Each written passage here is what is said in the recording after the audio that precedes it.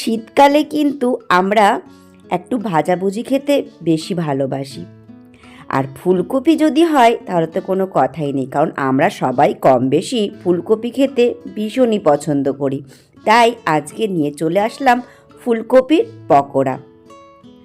তো নমস্কার বন্ধুরা, তোমাদের গোপিকা চ্যানেলে আরও একবার ওয়েলকাম। সবাই কেমন আছো? আশা করি তোমরা সবাই খুব ভালো আছো, আর তোমাদের ভালোবাসাতে আমিও খুব ভালো আছি।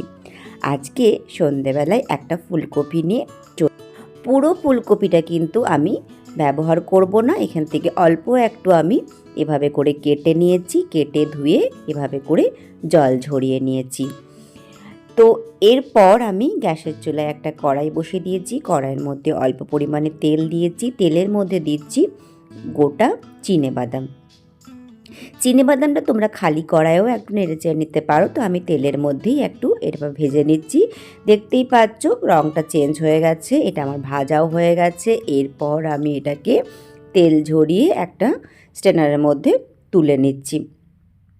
তো বাদাম ভাজা কিন্তু আমার হয়ে গেল, এটা ঠান্ডা একটু হয়ে যাবার পর খোসাটা ছাড়িয়ে নেব।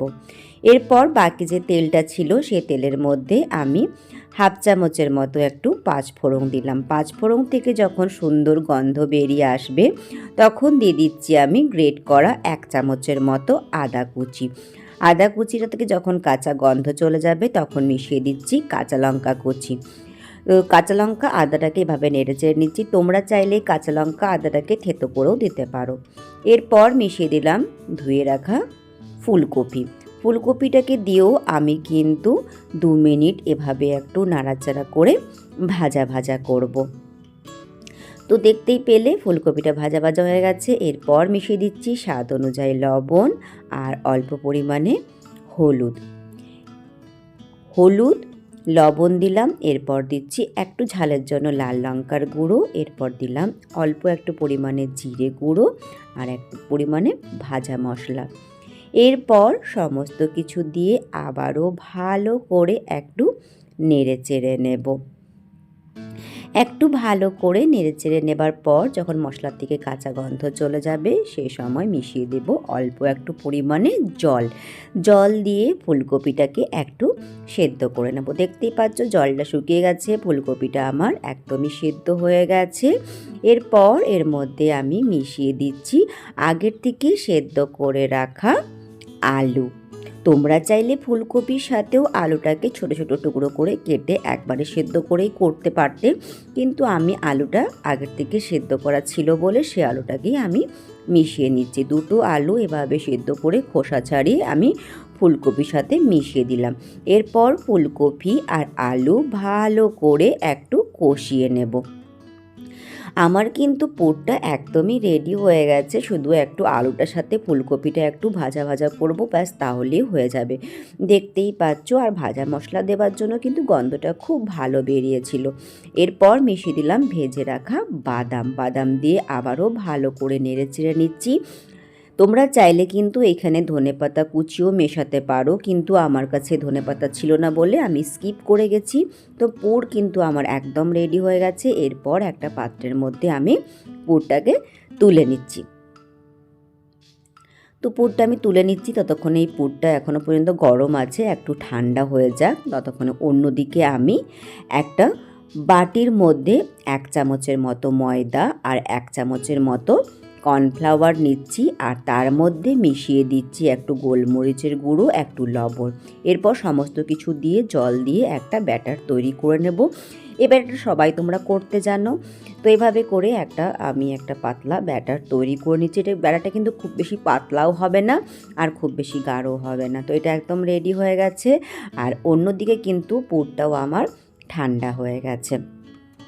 তো এরপর আমার পুর আর ব্যাটার রেডি হয়ে গেছে, আর আমি একটা মিক্সিং জারের মধ্যে ব্রেড নিয়ে একটু পাউডার বানিয়ে নিয়েছিলাম। ব্রেড কাম আমার রেডি হয়ে গেছে।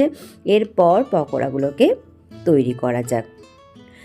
তো এভাবে করে সমস্ত কিছু আমি জিনিসপত্র সামনে নিয়ে চলে আসলাম। এরপর ব্রেড কাম অল্প একটু দিয়ে দিলাম ফুলকপির পুরের মধ্যে। তারপর আমি এখান থেকে গোল গোল আকারে তৈরি করে নিচ্ছি। শেপটা কিন্তু সম্পূর্ণ তোমরা কিভাবে দিতে চাও তোমাদের উপর নির্ভর করবে, তোমরা কি করে শেপ তৈরি করতে চাও, মানে চারকোণ করতে চাও না গোল করতে চাও না লম্বা করতে চাও। তো এভাবে করে আমি আগে এটাকে একটু গোল মানে গোলভাবে ভাগ করে নিচ্ছি আর কি, লেচি কেটে নিচ্ছি আর কি যেটা বলে। তো এভাবে করে নেবার পর দেখতেই পাচ্ছ রেডি হয়ে গেছে। এরপর এটাকে একটুখানি আমি হাতে করে একটু চিপে চিপে একটু গোল শেপ করে নিচ্ছি। তো নতুন বন্ধুদের কাছে কিন্তু অনুরোধ রইল আমার চ্যানেলটিকে সাবস্ক্রাইব করে পাশে থাকা বেল আইকনটি অবশ্যই অন করে দিও, তাহলে আমি যখনই নতুন ভিডিও দেব সেই ভিডিও নোটিফিকেশন তোমাদের কাছে পৌঁছে যাবে। তো সমস্ত কিন্তু আমার তৈরি হয়ে গেল। এরপর আমি এক একটা এরকম প্যারার সাইজে নিয়ে এগুলোকে একবার কর্নফ্লাওয়ারে ডুবিয়ে নেব। ডুবিয়ে নেবার পর তারপর ব্রেড গামে একবার ঘুরিয়ে নেব। আমি কিন্তু এইখানে ডবল কোটিং করব, তোমরা চাইলে কিন্তু এইখানে সিঙ্গেল কোটিংও করতে পারো। আর সবার কাছে অনুরোধ রইল ভিডিওটা স্কিপ না করে পুরো ভিডিওটা দেখার জন্য।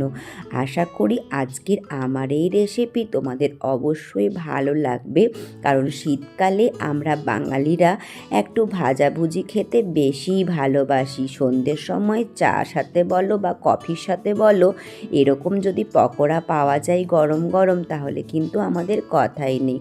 তো এভাবে করে আমি কিন্তু একবার সিঙ্গেল কোটিং দিয়ে নিলাম।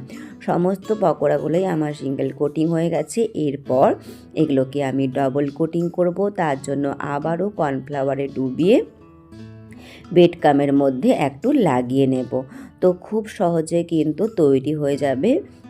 তো সমস্ত আমি ফুলকপির পকোড়াগুলোকে ডবল কোটিং করে নিয়েছি, দেখতেই পাচ্ছ। এগুলোকে এবারে ফ্রাই করব, তার জন্য গ্যাসের চুলায় কড়াই বসিয়ে অফুরন্ত পরিমাণে সাদা তেল দিলাম। তেলটা আমার গরম হয়ে গেছে, আমি একটু চারিদিকে লাগিয়ে নিচ্ছি। এরপর গ্যাসের আঁচটাকে মিডিয়াম করে দেব। হাই আছে তেলটাকে গরম করে গ্যাসের আঁচটাকে মিডিয়াম করে দিয়ে আমি কিন্তু পকোড়াগুলোকে এবার আস্তে আস্তে তেলের মধ্যে দিয়ে এপিট ও পিট করে ভালো করে গোল্ডেন কালার আসা পর্যন্ত ভেজে যাব। তো এভাবে করে আমি আস্তে আস্তে উল্টে পাল্টে করে পকোড়াগুলোকে গোল্ডেন কালারের ভেজে নিচ্ছি। তো কত সহজে ফুলকপির পকোড়া বানিয়ে নেওয়া যায় তোমরা দেখতেই পারছো। আর আজকের রেসিপি যদি আমার তোমাদের ভালো লেগে থাকে তো অবশ্যই কিন্তু লাইক কমেন্ট শেয়ার করতে ভুলো না বন্ধুরা। এভাবে করে ভেজে তেল ঝরিয়ে আমি একটা কিচেন ন্যাপকিনের মধ্যে তুলে নিলাম। এরপর আবারও ওই তেলের মধ্যে আমি ফুলকপির পকোড়া দিয়ে সেমভাবে ভেজে নিচ্ছি। এপিট ওপিট করে নেড়ে চেড়ে এভাবে করে তেল ঝরিয়ে আবারও তুলে নিলাম কিচেন ন্যাপকিনের ওপর। এভাবে করে আমি কিন্তু সমস্ত ফুলকপির পকোড়াগুলোকে ভেজে নেব। তো দেখতেই পাচ্ছ কত সুন্দর রং এসছে আর কত সুন্দর করে ভাজা হয়েছে। তোমরা কিন্তু হাই আছে একদমই ভাজবে না, লো টু মিডিয়াম আঁচেই ভাজবে। মিডিয়াম আঁচেই ভাজলেই হবে। আমি মিডিয়াম আঁচেই ভেজেছি, কিন্তু গ্যাসের আঁচটাকে প্রথমে হাই করে পর একটু তেলটা গরম করে নে তারপর মিডিয়াম আঁচে করে দিও। তো এইভাবে করে কিন্তু আমার সমস্ত পকোড়াগুলো ভাজা হয়ে গেছে। এরপর এগুলোকে একটা প্লেটের মধ্যে সার্ভ করে নেব। তো এগুলোকে আমি একটা প্লেটের মধ্যে সুন্দর করে সাজিয়ে নিলাম আর সাথে দিয়েছি টমেটোর সস।